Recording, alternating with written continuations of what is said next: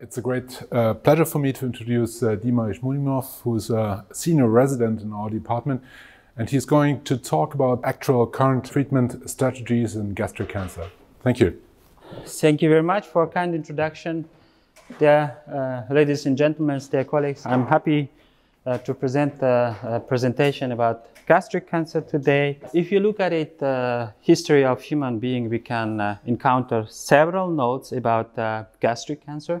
First one we can find in ancient Egyptian documents, and then later it was even documented that it caused death for many prominent people. One of those is Napoleon Bonaparte. Also, there is a still discussion. He was poisoned, but people say also that he had gastric cancer and died on gastric cancer. This disease is quite common worldwide. If you look at it, epidemiology, it is almost on the 5th place, but the data concerns worldwide. If you look at it specifically depending on countries, you can clearly see that Asian countries has much more prevalence compared to European or African countries. And in Asia, it's much more higher than colorectal cancer, and then it's changed places with colorectal cancer. In Europe, we have more colorectal cancer, or in Western countries. The interesting thing in epidemiology of gastric cancer, in the beginning of 20th century, it was one of the most common cancer worldwide.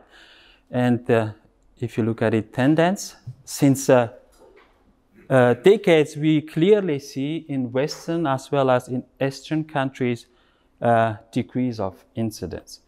People speculate and say that it is related to introduction of refrigerator, because we can store our food much more better, and with this storing you have less nitrosamine stuff in our food, and then respectively less gastric cancer. And the etiology, in 97% of the cases it's sporadic, and the dietary factors, tobacco and obesity, play one of the main roles, and then of course Helicobacter pylori. And I will show you now interesting finding. If you look at it, this slide, you see incidence of Helicobacter pylori in Asian countries about 90%, but you find similarly 90% of Helicobacter pylori incidence in African countries. Here is again the same image. You clearly see, despite that Helicobacter pylori is quite common in Africa, but you don't see such a high incidence in Africa. The question is why? People have tried to explore this question, and interestingly they find out that it depends from type of Helicobacter pylori. In African country we have most common Helicobacter pylori with coagulase negative, and then in Asian countries we have Helicobacter pylori which has coagulase positive. And people explain this difference on countries depending on the type of Helicobacter pylori. And diagnosis, of course, anamnesis and the symptoms is quite and specific. In Eastern countries, we detect it much more in early stage because they have a screening gastroscopy, which we don't have in Western countries. We have in Western countries commonly screening coloscopy. And of course, diagnosis should be confirmed with biopsy. Afterwards, we start with staging, which is one of the deciding moments how we treat the patient. For T-staging, endoscopic ultrasound sonography is a gold standard. We send to gastroenterology, and then they can define, depending on the depth of invasion, between T1 and T2. And of course, it has limitations. If there is a stenosis or big tumor, you cannot do it technically. In that case, you have an alternative. This is MRI or CT scan. People had a look on specificity and sensitivity of these modalities, and found quite similar specificity and sensitivity compared to ultrasound. So if you don't have any ultrasound possibility, then you can rely on MRI or CT for T-staging. The next one is end staging. Unfortunately, here we a little bit less compared to T staging. You see sensitivity and specificity of all modalities, and from our department, Kuno published about specificity of PET-CT, which confirmed these findings, and specificity also. For M staging, you clearly see ultrasound cannot do more because it's local staging. In CT, you see some distant metastasis, but the highest one is in PET-CT because you see metabolic activity of metastasis and detected. Therefore, PET-CT can be evaluated for staging in gastric cancer according to German guidelines. M staging includes also peritoneal one, and here specificity and sensitivity of all these imaging modalities is very low. Therefore, we rely on a laparoscopic cytology or diagnostic laparoscopy. And this review clearly showed in advanced cancer, diagnostic laparoscopy can change treatment between 25 to 45% of the cases. In early cancer, of course, you don't have peritoneal carcinomatosis. You don't have much more advantages. Therefore, German guidelines state that diagnostic laparoscopy should be considered in patients who has advanced cancer. It is CT3 or CT4. And after completing diagnostic workup, then we have to decide how we treat the patient. This is one of the most important slides in my presentation. Please take it. Depending on stage, we do different treatment modalities. If it's early cancer, we can do limited resection with lymph node dissection. Of course, if it's very early, and we can do only endoscopic resection without removing the organ. I will not touch this topic in my presentation due to time reasons. If you have T2 stage local, then it depends if you have lymph node metastasis or not. If you don't have any lymph node metastasis in staging, then you can proceed direct with resection. If you have a lymph node metastasis, then we have to treat those patients with neoadjuvant chemotherapy. T3, T4, irrespective of lymph node stages, always get neoadjuvant chemotherapy. So, for neoadjuvant chemotherapy, which modalities do we have? This is one of the prominent studies which was done in gastric cancer. It's a MAGIC trial from England. They included 500 patients. They treated patients with chemotherapy, with epirubicin, cisplatin, and fluorouracil, and clearly demonstrated that neoadjuvant chemotherapy has a superiority compared to surgery. And then afterwards, ECF chemotherapy was adapted for gastric cancer, and then we had quite long-term this schema. Later, another study appeared about gastrointestinal tumors. They included esophageal and esophageal gastric junction cancer. They included also platinum carcinoma. But the most important thing is from adenocarcinoma esophageal gastric junction, they started to talk about paclitaxel. And then people started to give it also for gastric cancer. From this point, huge discussion if we should give also paclitaxel in all gastric cancers. And then recently, we have compared it, ECF versus FLOT. And you see clearly the study was published recently in Lancet, that FLOT has much more superior results compared to ECF. And now FLOT is a new standard for gastric cancer and replaced ECF. We don't want to stay in one place. We want always to move and to find out something. People now talking about PD-L1 receptor antagonists, and Christian and his team now participating from a multicentric German study where they want to evaluate acetolizumab in addition to FLOT if they can bring some survival advantages. And this study now recruiting the patients. Inclusion criteria is esophageal junction cancer and as well as stomach cancers. After we complete neoadjuvant chemotherapy, we proceed with surgical resection. Cure in gastric cancer is possible only with a zero resection. There is a rule how we resect the organ.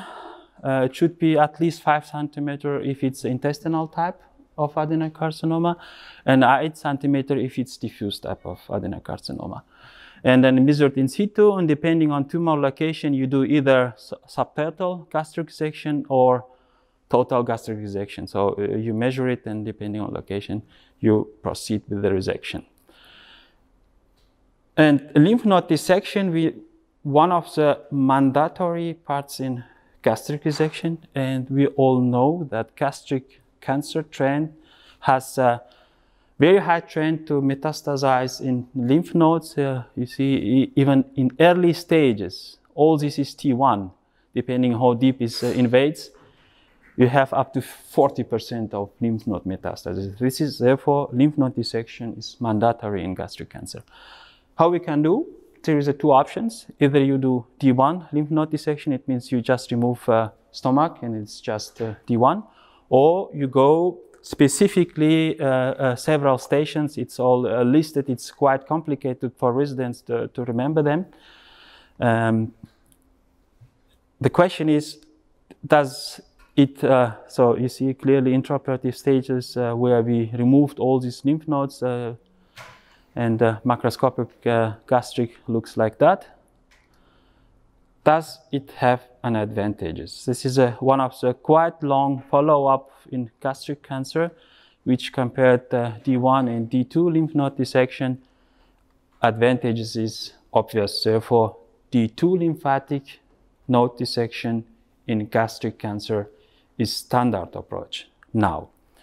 Therefore, it was noted also and recommended in German gastric cancer guidelines. During retrieval, if you do correctly, usually you have at least 25 lymph nodes, and people usually talk about this number, and people who are going to board certification exam most probably can keep this number 25. The next question, if we do gastric resection, some lymph nodes can be near to spleen. Should we remove spleen when we do lymphatic node dissection or not? This question was recently addressed in a study which was published in Annals of Surgery. This is a Japanese study. They compared standard lymph node dissection with splenic preservation against splenectomy. You see clearly there is no advantages in local recurrence or long-term survival. Therefore, splenectomy is not recommended in gastric cancer lymph node dissection. Of course, there is always some exceptions, but it's not standard approach doing a splenectomy. After we complete lymph node dissection and removed stomach, then we have to reconstruct. There are a lot of possibilities how we do reconstruction. The question is Billroth 1 superior to Roux or Billroth 2? The answer is unclear. Therefore, German guidelines state that it depends from preference of surgeon and his experience. You can choose one of those modalities, and the superiority of one modality to compare to other one, well, it has not been clearly demonstrated. In recent years, we talk a lot about minimal invasive surgeries, and as you know, Christian is doing very good minimal invasive surgery in gastric as well as esophageal cancer.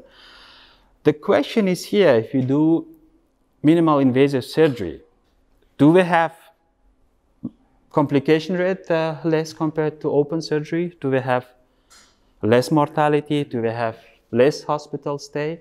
And then of course, do we have any advantages or disadvantages in survival compared to open surgery?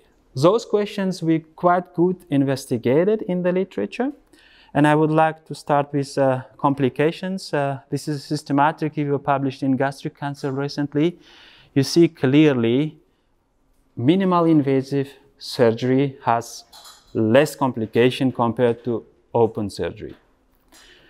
And it has also no increased mortality compared to open surgery.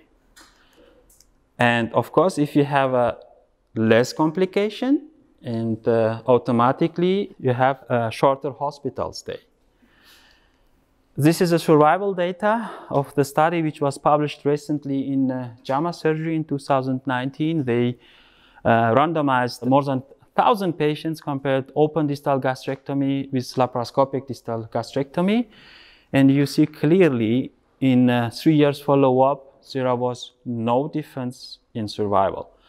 Also, doing a minimal invasive gastric surgery, you have less complication, less hospital stay, no increased mortality, and no disadvantages in survival. Therefore, minimal invasive surgery is becoming a standard in gastric surgery.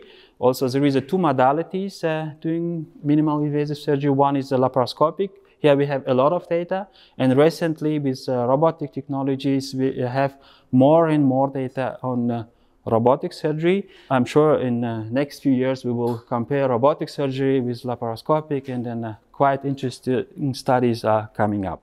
With this slide, I would like to complete and make some conclusions. First of all, we have to stage before we treat the patient. And neoadjuvant therapy is standard in T1 with lymph node metastasis, and T3 and T4 respective of lymph nodes, and float is standard. R0 resection is the only chance for cure, and D2 lymph node dissection has to be done in a gastric resection for a cancer. Thank you very much for your attention. Yeah, thank you, Dima, for this very nice presentation, nice slide, pretty clear. This is a pretty sad disease. Last year we lost one of our friends and one of the hero of HPB surgery who died within a few months from diagnosis. And of course, when you're someone close from that, you learn more a little bit also on the side of emotion about the disease. Maybe just one question for Professor Guccio here. I mean, a key part is certainly the lymphadenectomy. I think was a lot discussed, these different regions, etc. The randomized trial are always very interesting. Of course, it depends who does it, what's the experience. Korea, Netherlands, I mean, it was a lot of story. I would like just to have your opinion now in terms of this lymphadenectomy, which is somewhat the quality of this surgery, and if really in this setting, the minimally invasive can offer the same quality of surgery in the general surgeon, because always the same, if you speak about a few centers, like in Korea, when they do, I don't know, 1,000 or more of these cases, versus what's happening in the rest of the world, where many, in fact, do few of this gastrectomy during the year. Thank you for your question. Indeed, for the laparoscopic access surgery, the lymphadenectomy is a major challenge. It can become quite difficult, especially if you go in the hepatoduodenal ligament and along the spleen, the splenic artery towards the splenic hilum. It increases also the morbidity because you can create pancreatic fistula, etc. My impression is that minimally invasive surgery here offers, for us at least, a certain advantage because we have magnification of the view. We can perform our surgery much more precisely, and we did not see any drawbacks of the minimally invasive approach when we started to doing that 4 years ago. And I think the most difficult part when it comes to the minimally invasive approach is maybe not the lymphadenectomy, but the construction of the esophagojejunostomy, the anastomosis for reconstruction of the intestinal continuity. Because this is different to the open approach. You cannot apply the same techniques. You have to invent new techniques, or you have to change established techniques in open surgery for the minimally invasive approach. And there's always a learning curve, okay? Because you cannot easily perform a hand-sewn anastomosis like the traditional surgeon maybe would do. And also insertion of the anvil of a circular stapler can become quite difficult in the minimal invasive approach if you have to suture a purse string in your esophagus. And this also translates in similar or sometimes even higher leakage rates in the minimal invasive approach compared to open surgery, because there's quite a long learning curve. And these are the drawbacks of the minimal invasive approach. But we have managed to keep this learning curve quite flat in our department, and we are quite happy with the results. But this is, I think, the major problem, the anastomosis for the surgeon. Yeah. Thank you. Beautiful presentation. I would like to just add on to that discussion. For rectal cancer, the learning curve for laparoscopic resections is very well studied. And proctectomy is a very standardized operation, yet we know that the learning curve has been between 60 and 100 cases. Is there such analysis for gastric cancer? Not that I know of, but we have for esophagectomy. Is a bit upper GI, you have a learning curve of more than 110 cases, 118 cases until you reach a plateau when it comes to anastomotic leakage. Okay, so then you have an anastomotic leakage rate below 10%. And we can also compare a bit gastrectomy to esophagectomy because many things are similar, like the lymphadenectomy, etc. And if you look at the results and the mortality rate, there has been recently published the results of the Dutch audit from the whole Netherlands. The mortality rates are even higher with gastrectomy compared to esophagectomy, around 10% mortality, which is quite a lot, and it's a little bit underestimated, the significance of this type of surgery. I just feel like this is one of the main drawbacks of minimally invasive surgery, especially laparoscopy, is it's a tremendous learning curve. 110 esophagectomies, even in high volume centers, how do they get their staff surgeons through these learning curves? It will take forever. Yeah, it's true. It's a big problem. Maybe with robotic surgery, where you can more easily adopt your well-known established open techniques. Maybe this could be a solution to flatten the learning curve. Okay, thank you very much. Thank you.